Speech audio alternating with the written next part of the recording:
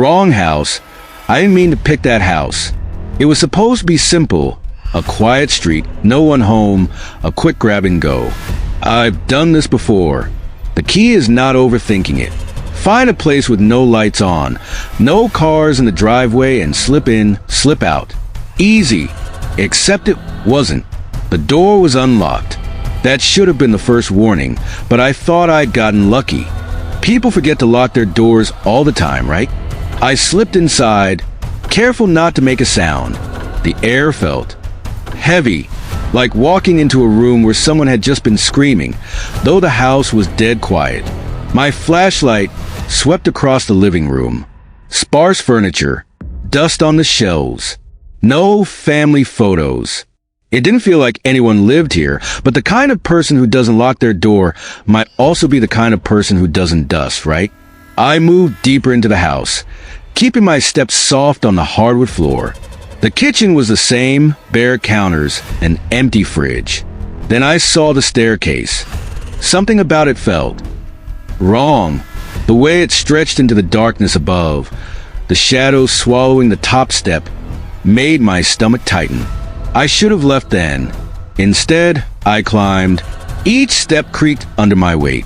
The air grew colder the higher I went, and with it came a faint smell, metallic and sharp, like blood. My flashlight flickered as I reached the top, and for a split second, I thought I saw movement at the end of the hallway.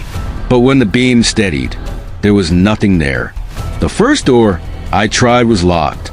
The second opened to an empty bedroom. Just a bare mattress on the floor. The smell was stronger here, and I had to cover my nose with my sleeve as I backed out. That's when I noticed it. The sound. A faint clicking, like nails tapping against wood. I spun around, the flashlight darting across the hall. It caught something, a flash of white disappearing into the next room. My breath caught in my throat. I told myself it was an animal, a dog maybe. Stray dogs wander into houses sometimes. That made sense. It had to be a dog. I didn't want to find out. I turned to leave, but the hallway stretched longer than it should have. The stairs were gone. My pulse hammered in my ears as I spun in circles. The walls seemed closer now, the doors tilting inward. The clicking grew louder, coming from everywhere and nowhere at once. Who's there? I choked out. No answer, just the clicking. I bolted for the nearest door, the one where I'd seen the flash of white. It slammed shut before I reached it. Another door creaked open behind me. I whipped around, shining my light into the room, but it was empty. Just shadows crawling across the walls, flickering and twisting like they were alive. Something whispered my name. I didn't wait to hear it again. I ran, slamming into walls, clawing at doors, screaming for anyone to help me. The clicking followed, closer now, faster. My flashlight died, plunging me into complete darkness. And then, silence. I froze, straining to hear, to feel anything. My breaths were shallow, trembling. My fingers brushed against something, a door frame. I groped for a handle, found it, and yanked the door open. A rush of air hit me, warm and rancid, carrying that same metallic stench. I stumbled into the room.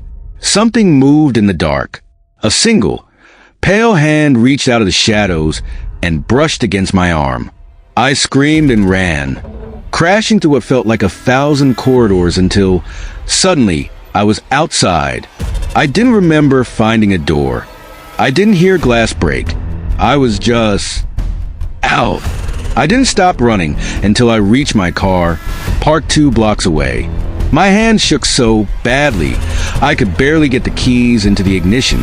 As I sped off, I looked back in the rear-view mirror. The house was gone, but the clicking wasn't. It's been following me ever since.